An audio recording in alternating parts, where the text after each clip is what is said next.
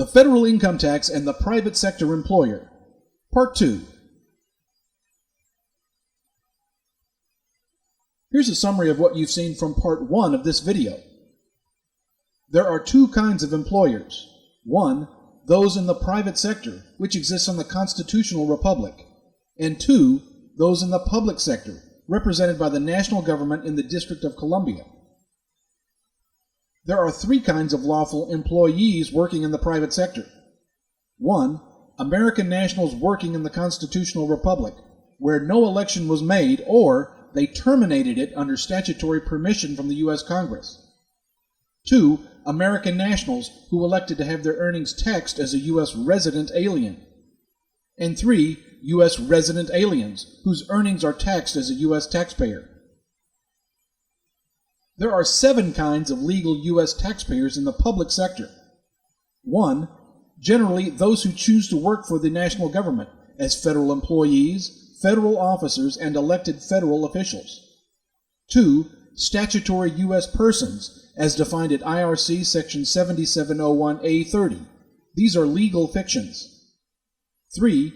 Statutory U.S. citizens, as defined at 8 U.S.C. Section 1401A and the American Journal of Jurisprudence Section 2689. 4. Those who derive income from property of the national government. 5. U.S. resident aliens. 6. Non-resident alien individuals who live in American Samoa or Puerto Rico. And 7. Non-resident alien individuals who made a voluntary election to have their earnings taxed like that of a resident alien. There are 2 types of jurisdictions, and both are referenced in general terms by being called the United States. One is the constitutional republic, meaning the 50 states of the Union. There are protections from the U.S. Constitution against federal government intrusion, and American nationals are provided with unalienable rights. And 2, the territorial jurisdiction of the national government, the District of Columbia. It operates only by statutory laws, which are legal creations by the U.S. Congress, and is a corporation. The U.S. Constitution is not law here. The 16th Amendment omitted the apportionment rule as required by Article 1, Section 2, and Section 9 of the U.S. Constitution. It was only created for the use by the national government to levy the federal income tax upon those who work for the national government or were born in the national government's territory. There is no rule of apportionment in the 16th Amendment. The Constitution is not law in D.C., proven by the 16th Amendment omitting the rule of apportionment. The federal income tax can never be imposed upon the constitutional republic, per the Supreme Court decision in the Pollock case in 1895. The legislative intent of the 16th Amendment, which emphasizes that the federal income tax was levied only upon the national government. Here is a statement by Franklin D. Roosevelt, former President of the United States, on the way the U.S. government, and for that matter, all governments operate. He stated, "Governments never do anything by accident. If government does something, you can bet it was carefully planned." This should help you, the private sector employer, to see how the government operates routinely in spite of the constitutional considerations. As we begin Part 2 of this video series, we now must deal with the differences in terminology that is used within the constitutional republic, and the synonyms for those words used by the national government in their statutory laws that have totally different meanings. Let's begin with the definition of American national. An American national is a non-statutory term used to segregate the expression of the phrase citizens of the United States referenced in the U.S. Constitution. The term American national means those who were born within the constitutional republic or those who were naturalized there. Again, its purpose is to avoid confusion with the statutory term U.S. citizen. Are you now thinking, what is a U.S. citizen as defined in a statutory sense that appears to be creating the problem? We'll eliminate the confusion created by the U.S. Congress in this discussion. Because the government can only use legal terminology, this statutory term U.S. citizen must only apply within the territorial jurisdiction of the national government, Washington, D.C. The IRS uses this expression routinely, but it does not define this term within the IRC as to its specific meaning, which only adds to the confusion. You can only locate this definition at 8 U.S.C. section 1401A and in the American Journal of Jurisprudence, a legal encyclopedia. Some think this is a purposeful act, while others think that it's up to each American national and private sector employer to know the difference before they use or complete any U.S. government form. The difficulty in the latter thought lies in the presumption that people learn by osmosis. If you were never taught that there's a difference between jurisdictions and a significant distinction between words that were synonymously used in both jurisdictions, one would overlook the reality that confusion or presumptions are easily established. Thus, it's worth discussing to improve clarity and to eliminate confusion by this common-sounding expression, U.S. citizen. As just mentioned, the statutory definition of the term U.S. citizen can only be found in Title 8 of the USC. At USC section 1401A, you find that the statutory term means a person born in the United States and subject to the jurisdiction thereof. Just about everyone today realizes that the District of Columbia is not a state of the Union, and thus it is not part of the constitutional republic. It has its own separate and distinct jurisdiction with separate laws that only apply within that jurisdiction, but some are obfuscated due to the impact of being a synonym. For a perhaps clearer definition of the expression U.S. citizen, you can look at the legal encyclopedia American Journal of Jurisprudence, section 2689, which is entitled, Who is Born in United States and Subject to United States Jurisdiction. Here, you'll find stated in part, a person is born subject to the jurisdiction of the United States for purposes of acquiring citizenship at birth if his or her birth occurs in territory over which the United States is sovereign. Did you happen to notice the use of the expression, the United States? This expression is a very common expression in the minds of most Americans today. But what's its real meaning? Is this another example of a phrase that has a synonym? The answer is yes. It does have at least two meanings as stated in Black's Law Dictionary. The main use of the phrase, the United States, relates to the constitutional republic. This is the landmass where the U.S. Constitution is in full force and effective law, as we were taught in the educational system within each state of the Union. Now, we have to consider what the U.S. Congress means by this term, the United States. You'll find published in the Internal Revenue Code at section 7408D the following. If any citizen or resident of the United States does not reside in and does not have his principal place of business in any United States judicial district, such citizen or resident shall be treated for purposes of this section as residing in the District of Columbia. Therefore, the federal expression, the United States, created by the U.S. Congress and used on federal forms, unless defined otherwise, is inferred to mean only the District of Columbia, which is the exclusive and sovereign jurisdiction of the national government and has no context to the constitutional republic. One should now be able to ascertain that the use of the federal expression, the United States, only reflects a direct referral to the District of Columbia. Those statutory U.S. citizens are created by the U.S. Congress and are its subjects by their birth in territory belonging to the national government. Such statutory U.S. citizens, by birth in federal territory, are in effect property of that government, with no unalienable rights, due to the fact that the U.S. Constitution does not have any legal force of law within the territorial jurisdiction we call the District of Columbia. Consider once again the statement by Henry Kissinger, former Secretary of State. It is not a matter of what is true that counts, but a matter of what is perceived to be true.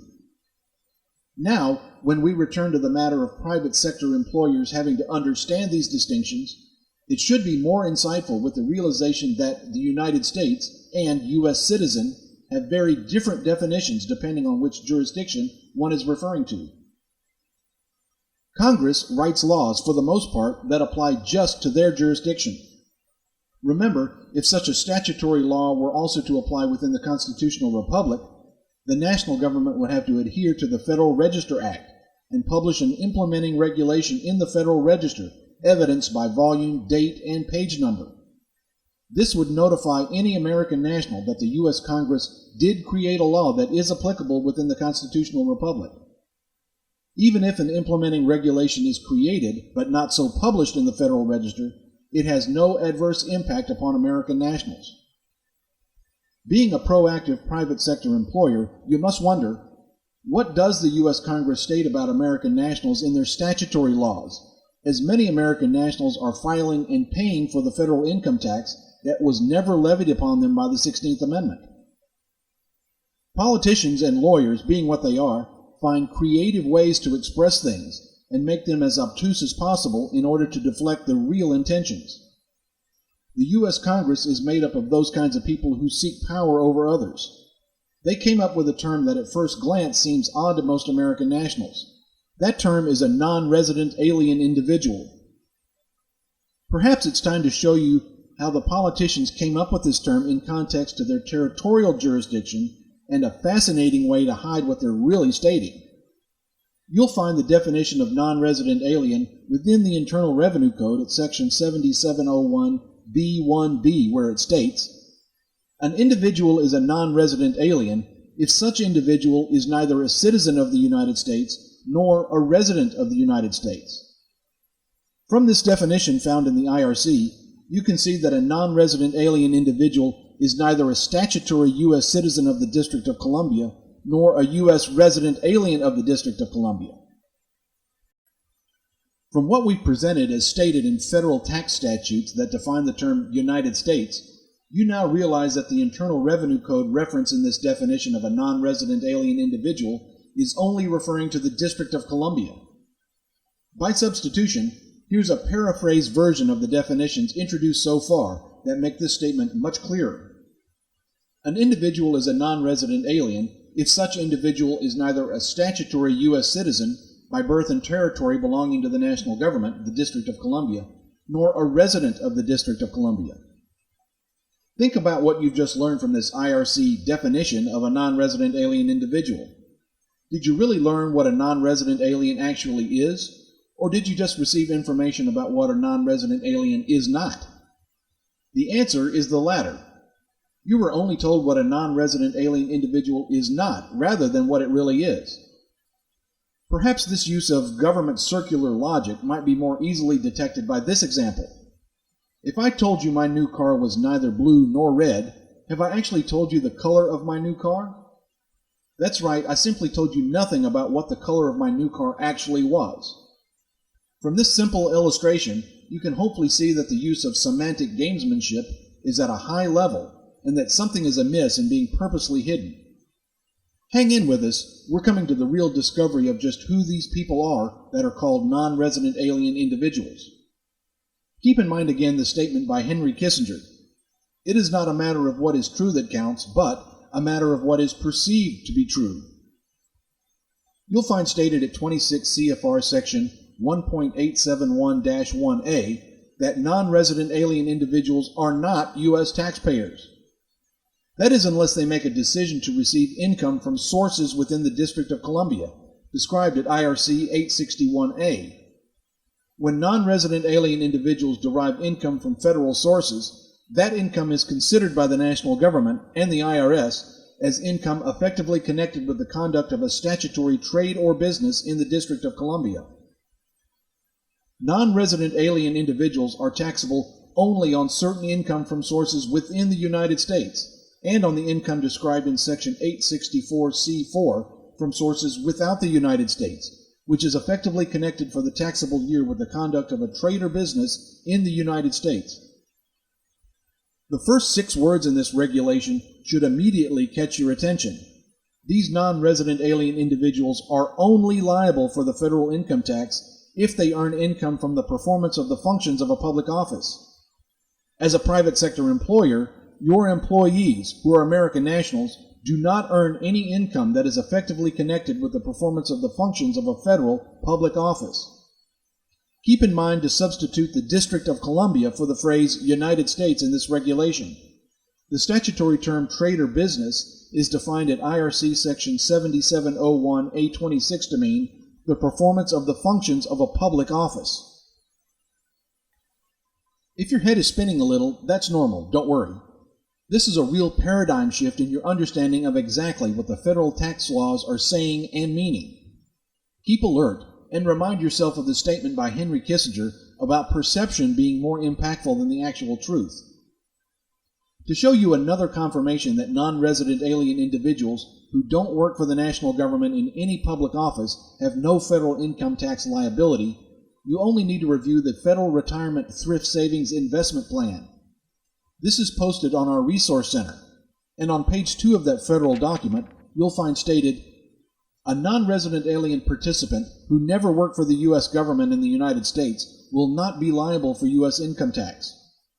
It also goes on to state, "A non-resident alien beneficiary of a non-resident alien participant will not be liable for U.S. income tax if the participant never worked for the U.S. government in the United States." These non-resident alien individuals are non-resident in regard to the territorial jurisdiction of the national government, and are, as foreigners to that territorial jurisdiction, alien to the geographical jurisdiction of the District of Columbia. More simply stated, non-resident alien individuals have no domicile, residence, abode, or nexus with the territorial jurisdiction of the national government. The key realization of this document shows the private sector employer that such non-resident alien individuals, by not working for the national government, have never had any liability for the federal income tax. For some viewers, this may be a statement on the magnitude of what occurred over 500 years ago when Galileo announced to the world that the earth was not flat. So, what we have so far is that non-resident alien individuals who are neither statutory U.S. citizens nor U.S. resident aliens are not U.S. taxpayers unless they earn income from some source of federal property in the District of Columbia via the performance of the functions of a public office they hold in the District of Columbia, which is called a statutory trade or business. Guess what? This is not where it ends just yet. There's still more to discover. We need to find out just who are those who are being referred to by federal statutes and regulations as non-resident alien individuals.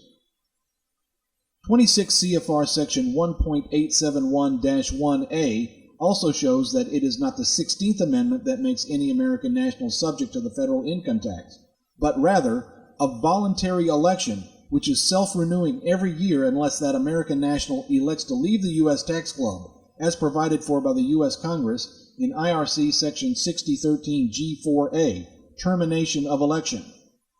The voluntary election is the act of filing the first Form 1040 U.S. individual income tax return. How can this be a voluntary election, you ask? Let's keep reading some more of that regulation.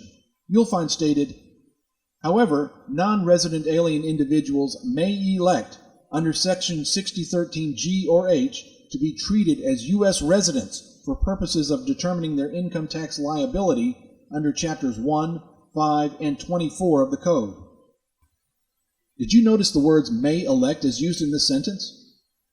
Now a short quiz on this concept as we ask you the following question.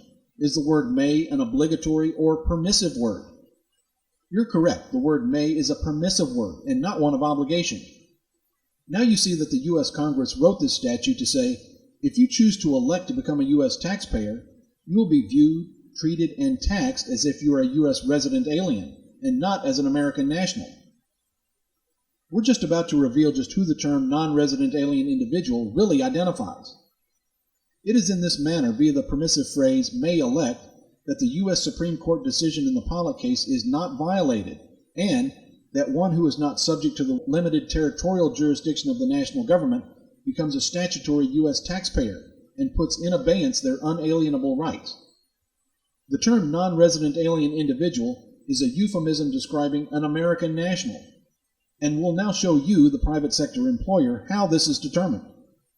It was determined from the federal regulation found at 26 CFR section 1.871-1B4. Take a closer look at this regulation, which describes expatriation to avoid tax. You will find stated the following. For special rules applicable in determining the tax of a non-resident alien individual who has lost U.S. citizenship with a principal purpose of avoiding certain taxes, we ask you at this moment to look at just two components in this section. 1, expatriation, and 2, lost U.S. citizenship. Can one who is property of a sovereign jurisdiction freely choose to leave, when they live under the dominion and control of that sovereign? The short answer is no. Can one lose something that they never had in the first place? Again, the short answer is no. Do you recall the definition of a non-resident alien individual at IRC section 7701B1B to be one who is neither a U.S. citizen nor a resident alien? Then, if a non-resident alien is not a U.S. citizen, how can a non-resident alien individual lose their U.S. citizenship? Do you see the lights turning on in your understanding? What that statute was referring to was a statutory U.S. citizenship, and not a citizenship as one from the constitutional republic. It's only with this understanding that the regulation at section 1.871-1B4, expatriation to avoid tax, makes any sense. The regulation means it's talking about those American nationals who live and work in the constitutional republic, who can 1. Expatriate, and, if they choose to do so, will 2. Lose their constitutional U.S. citizenship. There simply is no such option for those who are born in a territory belonging to the statutory United States, meaning the national government. These concepts are limited only to those born in the constitutional republic or naturalized there. So, when a private sector employee who's an American national states they've never made a voluntary election to participate in the U.S. tax system, then there cannot be any valid reason to withhold taxes under IRC Chapter 24 for the federal income tax. Likewise, when an American national has informed your payroll department that they have terminated their former election, as permitted by the U.S. Congress, then there should be no hesitation by your company from stopping all IRC Chapter 24 withholding for the federal income tax. Just how could a private sector employer lawfully act contrary to federal tax laws for those that are neither of the subject nor of the object of federal revenue laws? When you, the private sector employer, realize it has no lawful basis to continue to act otherwise by continuation of any Chapter 24 withholding, you must also realize that the IRS has no such lawful basis either. Additionally, insights provided by this discussion of federal tax laws and the U.S. Supreme Court clearly indicate that to act contrary towards such private sector employees amounts to a willful disregard for the 13th Amendment of the U.S. Constitution, which very clearly shows that such compelled association is a form of slavery or involuntary indentured financial servitude. Any continuation of IRC Chapter 24 withholding for a private sector employee who is lawfully not liable for any imposed obligation to participate in the federal municipal income tax scheme has a huge downside potential. American nationals who have never made an election or those who have terminated their former election simply cannot be compelled by fear or force arising from only social convention. Statutory laws are not permitted to be applicable within the constitutional republic. There must be an implementing regulation, as mentioned earlier, that has been published in the Federal Register. Michael L. White, former federal attorney working in the office of the Federal Register back in 1994, stated in a legal opinion letter that our records indicate that the Internal Revenue Service has not so incorporated by reference in the Federal Register a requirement to make an income tax return. Thus, there is no legal requirement for any American national to make a federal income tax return, as it is a completely voluntary act. Simply stated, American nationals are not slaves, nor are they financially indentured servants, and are those not subject to the territorial jurisdiction of the national government. Do you think the national government is aware of this, or did it just make an honest but very bad mistake? Perhaps we need to review President Roosevelt's quote again when he stated, "Governments never do anything by accident. If government does something, you can bet it was carefully planned."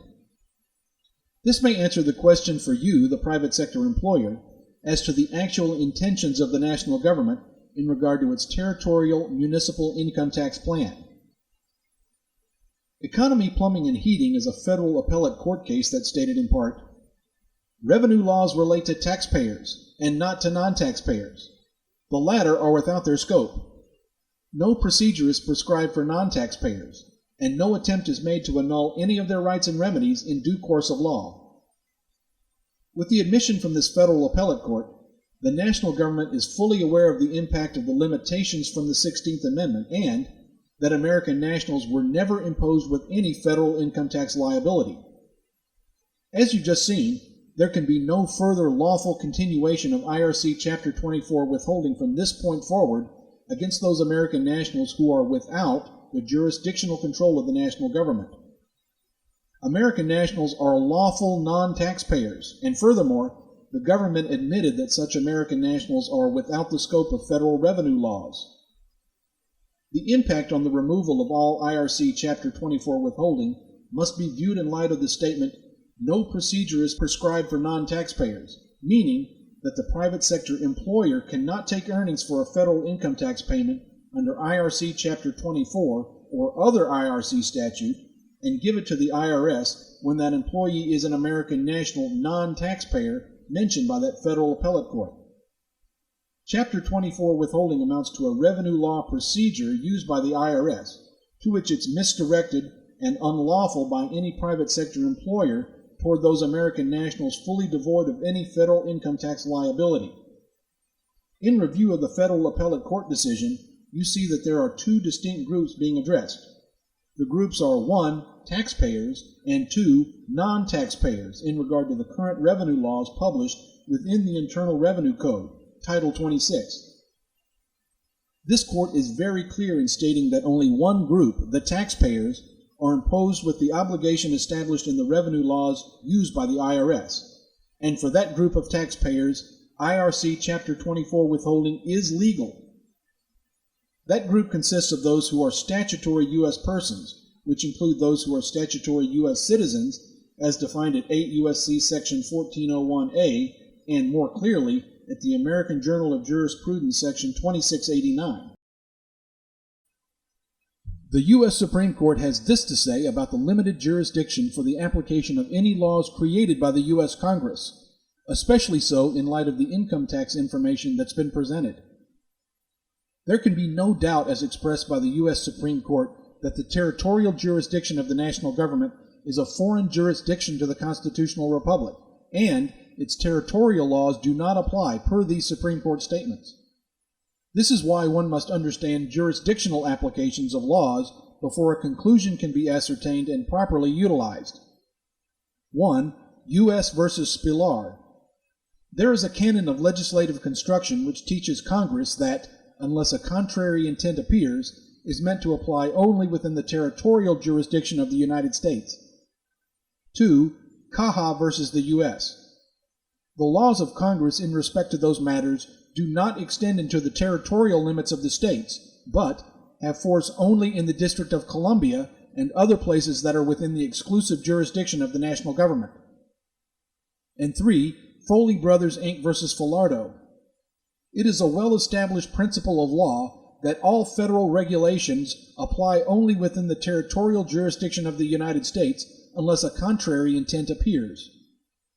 For good measure, we added the following cite from 86 CJS, Corpus Juris Secundum, on territories, Section 1, which states in part, that the term territories generally refers to the political subdivisions created by Congress, and not within the boundaries of any of the several states of the Union. In summary, the private sector employer must know the law and abide by it, as is true for all American nationals. The Chapter 24 withholding for the federal income tax against those to whom those statutes and regulations do not apply, as American nationals, are those who are neither of the subject nor of the object of federal revenue laws. Federal statutes and regulations presented show each private sector employer the facts of the laws that make up the Internal Revenue Code, the jurisdiction toward which these statutes and regulations apply, the limitations for the scope of these laws, and the illustration that there are synonyms that must be considered. Statutory terms found in the Internal Revenue Code as created by the U.S. Congress have distinct meanings. Statutory terms like U.S. citizen, United States, person, trade or business, and non-resident alien individual must be scrutinized carefully so as not to engage in presumptions of facts that turn out to be incorrect at a bare minimum. The jurisdiction for the application of the 16th Amendment cannot be questioned. It was only levied upon the territorial jurisdiction of the national government and has no validity if attempted to be misapplied toward American nationals. Deception and lack of full disclosure of any voluntary election, which is not mandatory, should have been established from the start so that Americans and their private sector employers would never be at odds in these matters. Trust, once broken, is a hard process to reestablish. Fraud, should that be the case, is abhorrent to the U.S. Constitution, and the national government should always look to serve the American people first and foremost, rather than to attempt persuasion of its stereoisomer obfuscations. The laws of the U.S. Congress are numerous, and most never extend into the jurisdiction of the constitutional republic. The national government should always maintain its position as an inferior corporation to that of the American people. After all, that which is created can never be superior to its creator. Once American nationals terminate their former election, the private sector employer is required by the federal appellate court case presented to cease any attempt at continuation of IRC Chapter 24 withholding for those who are lawful non-taxpayers. To compel any American national who, 1, has never made an election, or 2, has terminated their former election, to submit a Form W-4 for federal income tax withholding under IRC Chapter 24 by the private sector employer or by the IRS can be stated to be engaged in forced labor by obtaining labor or services of a person by means of the abuse or threatened abuse of law or legal process, in light of all the foregoing lawful information so presented. A reckless disregard of the fact that the venture has engaged in providing or obtaining labor or services by any such means shall be punishable by federal law promulgated at 18 U.S.C. Section 1589. In particular, Section 1589 C.1, abuse or threatened abuse of law or legal process, and or C.2, serious harm, addresses that such an action by the party initiating such will face legal remedies for the violation of the unalienable rights of the American national. The deterrent for such nefarious acts is found at 18 U.S.C. Section 1589D. Whoever violates this section shall be fined under this title, imprisoned not more than 20 years, or both. It is worth noting that such violations will also face charges due to the violation of the 13th Amendment on top of the Title 18 violation. We appreciate your study of this information, and the references cited can be further documented. Thank you for your time. More information can be obtained at our website, Weiss+Paris.com.